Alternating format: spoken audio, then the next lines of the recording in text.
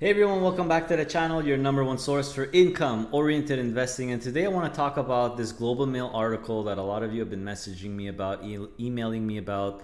Trump's new bill, the One Big Beautiful Bill, threatens major tax increases for Canadian companies. So if we look down here, and by the way, you could read the whole article. I don't want to go through it, but it looks like this part of the big beautiful bill is basically retaliation for Canada's digital service tax, which was introduced in 2024. Thanks a lot, Trudeau. I guess if it was him, I don't know, who cares. Anyway, let's just read the sections that I think are the most pertinent here. So Canadian corporations that receive dividends from US subsidiaries are currently subject to a 5% withholding tax rate under the tax treaty between the US and Canada, much lower than the statutory rate of 30%. So in case you didn't know, the universal withholding tax rate in the US is actually not 15%, it's 30%, but as individuals, we get it slashed in half because of a tax treaty, so we get 15%. I didn't even know that Canadian corporations pay 5%, which is much lower than 15%. But I don't know if this is going to impact. The $1 million question is, Canadian corporations, are Canadian listed ETFs that hold US dividend stocks considered corporations? I have no idea. I don't know if it's going to impact them, but either way, everyone, remember that the 15% tax or the 5% tax or whatever, I don't even know if this is going to be applicable to Canadian listed ETFs that hold US dividend stocks. This is only on dividends. It's only on dividends, right? So it has nothing to do with covered call income, which is the biggest portion or the majority portion of what we're interested in. That's considered capital gains or ROC. So there's going to be no impact. I just don't know if, Canadian ETFs that hold US dividend stocks are going to be increased or pay a higher withholding tax rate. It's possible. So for example, like Hamilton comes to mind. If we look at 2024, I was very surprised to see this. For HYLD, for example, they didn't even pay any with foreign tax anyway. Even HDIV, they didn't pay any foreign tax anyway. So exactly why, I'm not really sure. But if we look at ETFs like FMAX and EMAX, for example, so FMAX is all US financial companies. A lot of them have dividends. EMAX is mostly US oil and gas stocks. A lot of them have dividends. There's a little bit of Canadian ones in there. That's why you have eligible dividends as well. But for FMAX, for example, you see that there is a little bit of foreign income here. Again, the majority of covered call ETFs, guys, and this is why this is good. This is not going to have much of an impact on covered call income investors, is because it's mostly capital gains and ROC. You see FMAX, most of it was out of $1.77 whatever per share, 1.72. So the vast majority, like 90 something percent, 95% plus, is return of capital. Same thing for EMAX. It's mostly going to be capital gains and ROC. This is a theme you're going to see on pretty much all Canadian listed covered call ETFs, guys. The majority of the income is going to be capital gains and ROC, because call premiums are considered capital gains, not dividends. I repeat, covered call premiums, which is the majority of the income that we get, are considered capital gains capital gains, which the fund manager could then turn into return of capital. So most of the tax breakdown is always going to be capital gains and return of capital for covered call ETFs. Now, if the ETFs hold Canadian dividend stocks, you'll see a bit of eligible dividends like EMAX, like HMAX, for example, which has a lot of Canadian dividend stocks, or they're all Canadian dividend stock. You'll see a combination of eligible dividends and capital gains, return of capital. But if there's some US ones, just like in FMAX, well, you're going to see some and EMAX as well. You're going to see foreign income and you're going to see foreign tax withheld. And you see it's very, very small. 3 cents, and this is out of $1.82, out of $1.77. So it's almost non-existent to begin with. So I don't know if it's related to ETFs or not. It seems like it says Canadian corporations. But anyway, I'm not going to speculate. I just wanted to share that information with you. And you could look on Hamilton and Global X, for example. USCL, QQCL holds the S&P, holds the NASDAQ 100.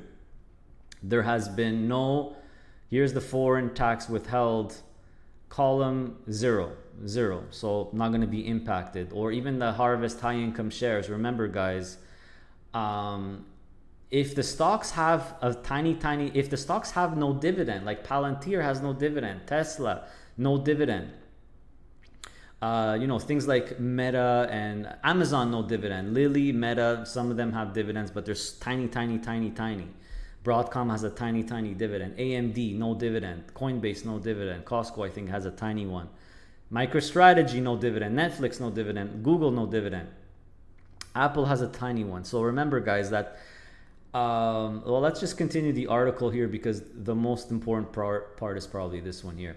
Canadian individuals who own US securities directly. So if you actually own Apple stock or JP Morgan stock or 3M stock, AT&T in your cash account or your TFSA, if you own them directly, right now you're subject to a 15% withholding tax under the current tax treaty, reduced from 30, right? So the universal is 30, we pay 15.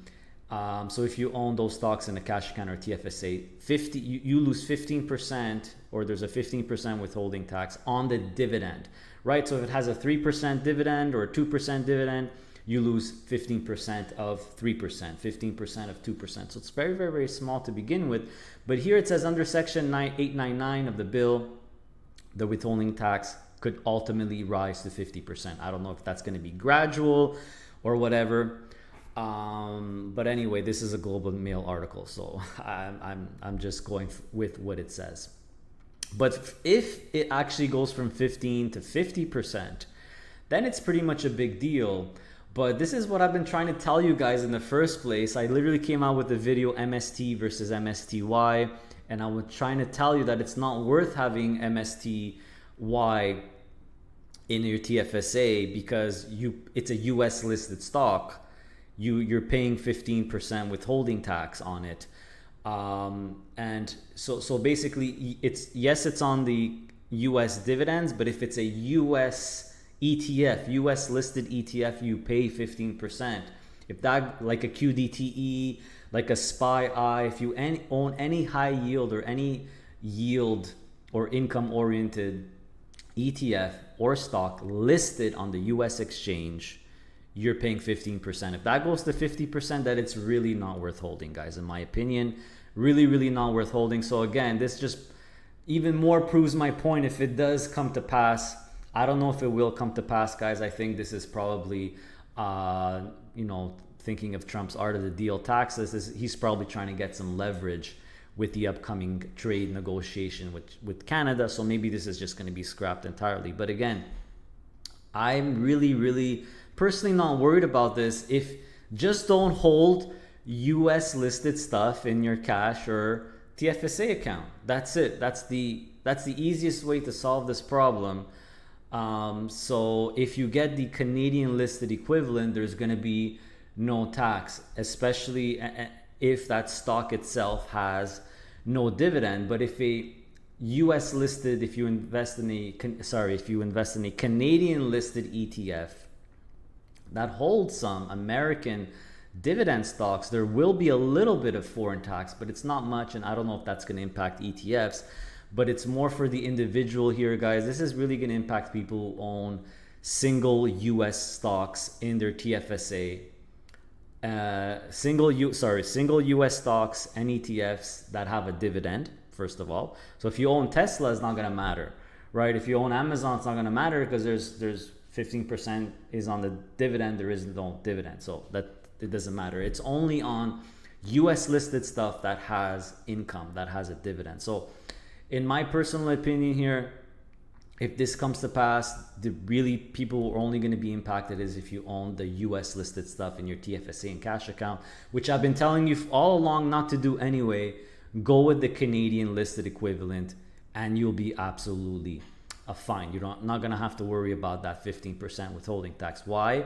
Remember, everyone, if you own a Canadian listed ETF like USCL or QQCL, or you could see that they, USCL, QQCL for the last 2 years has not paid any withholding tax. It's all capital gains and ROC. Hopefully that continues.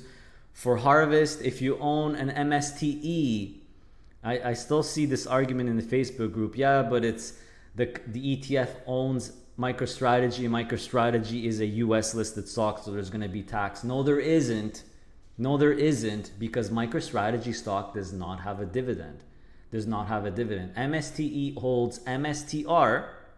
No dividend on MSTR. They're writing covered calls on MSTR, and that income is considered capital gains and or ROC. So same thing for Tesla, same thing for any stock that has no dividend. Now it's possible that for example, Microsoft or Lilly, some of these stocks have tiny dividends. So maybe you'll see a tiny foreign income, but I believe there's ways for them to avoid that and just give you all capital gains or ROC, but I wouldn't be surprised if there's like maybe 1 cent per share of foreign income to be paid, or that Harvest pays, that you don't have to worry about, because remember, this is a Canadian listed ETF. So my opinion, guys, this is really not much to worry about, panic about.